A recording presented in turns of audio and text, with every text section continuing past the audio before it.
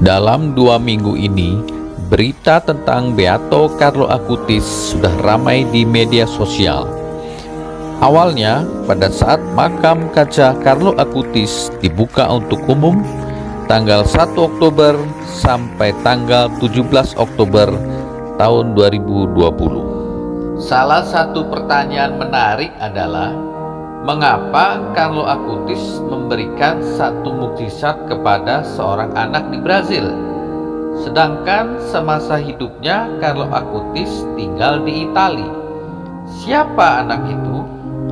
Atas mukjizat penyembuhan tersebut, Carlo Acutis disetujui diangkat menjadi seorang beato, dan misa beatifikasi Carlo Acutis telah berlangsung tanggal 10 Oktober tahun 2020 yang lalu, setelah mukjizat terjadi melalui perantaraannya dan juga atas rahmat Allah. Lettera apostolica di Papa Francesco.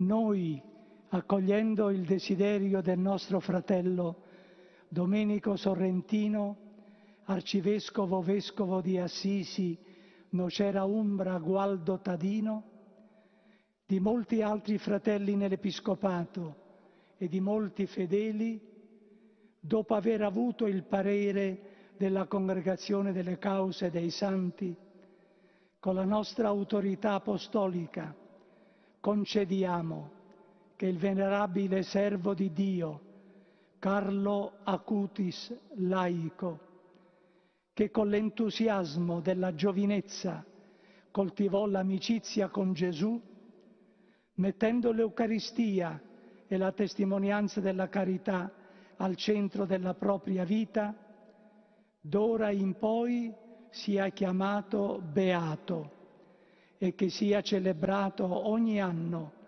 nei luoghi e secondo le regole stabilite dal diritto il 12 ottobre, giorno della sua nascita al cielo. Nel nome del Padre, del Figlio e dello Spirito Santo. Amen. Dato a Roma, al Laterano, il 10 settembre dell'anno del Signore 2020, ottavo del nostro pontificato. Francesco, Papa. Anak laki-laki dari Brazil itu bernama Mateus. Dia disembuhkan dari cacat lahir yang parah yang disebut penyakit anular pankreas setelah ia dan ibunya memohon kepada Acutis untuk mendoakan kesembuhannya. Mateus lahir pada tahun 2009 dengan kondisi yang parah yang menyebabkan ia kesulitan makan dan mengalami sakit perut yang menyiksa. Ia tidak bisa menyimpan makanan di perutnya dan terus-menerus muntah. Pada saat Mateus hampir berusia 4 tahun, beratnya hanya sekitar 9 kilo, serta hidup hanya dengan memakan vitamin dan protein, salah satu dari sedikit makanan yang boleh ditoleransi oleh tubuhnya. Menurut dokter, ia tidak bisa bertahan hidup lama. Ibunya bernama Luciana Viana telah menghabiskan waktu bertahun-tahun untuk mendoakan kesembuhan anaknya ini. Lalu di tahun 2013, saat yang bersamaan, seorang pastor sahabat dari keluarga yang bernama Pastor Marcelo Tenorio, seorang pastor dari kongregasi Ekaristi. Beliau belajar tentang kehidupan Carlo Acutis dari internet, dan sejak itu dia mulai mendoakan beatifikasi untuk Carlo Acutis atas kehidupannya yang begitu luar biasa, yang begitu mencintai Ekaristi, mencintai Bunda Maria, dan mencintai Yesus Kristus. Di tahun yang sama, tahun 2013, Pastor Marcelo Tenorio menemui Andrea Salzano, ibu Carlo Acutis, dan disitulah dia memperoleh relikwi Carlo Acutis dari ibunya.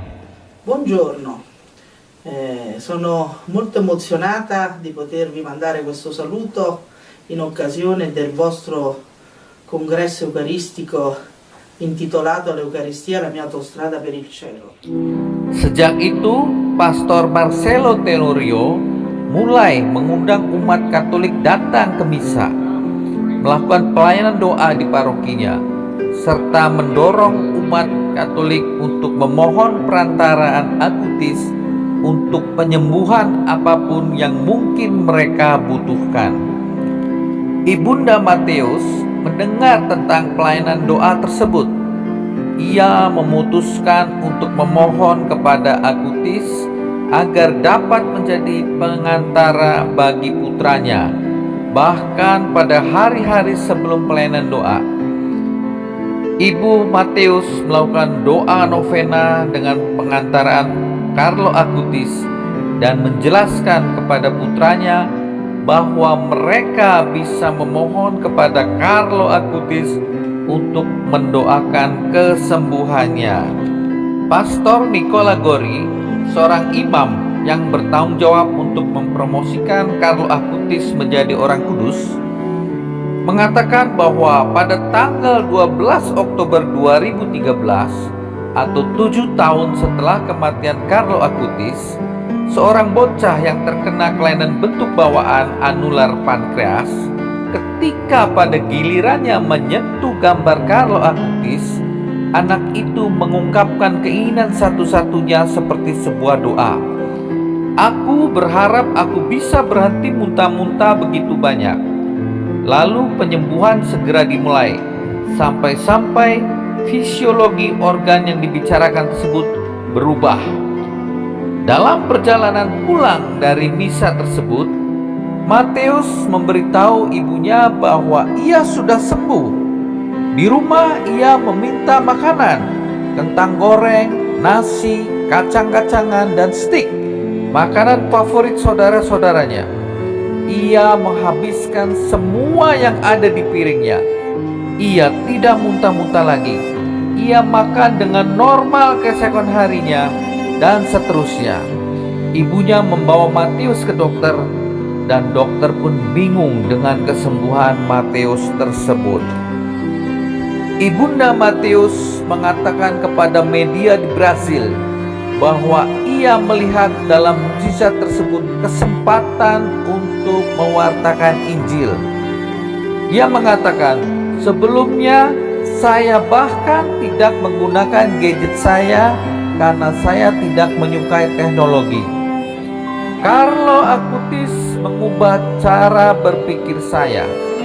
Ia dikenal karena berbicara tentang Yesus di internet, dan saya menyadari bahwa kesaksian saya akan menjadi cara untuk mewartakan Injil dan memberi harapan kepada keluarga-keluarga lainnya. Hari ini saya memahami bahwa segala sesuatu yang baru bisa menjadi baik jika kita menggunakannya untuk kebaikan.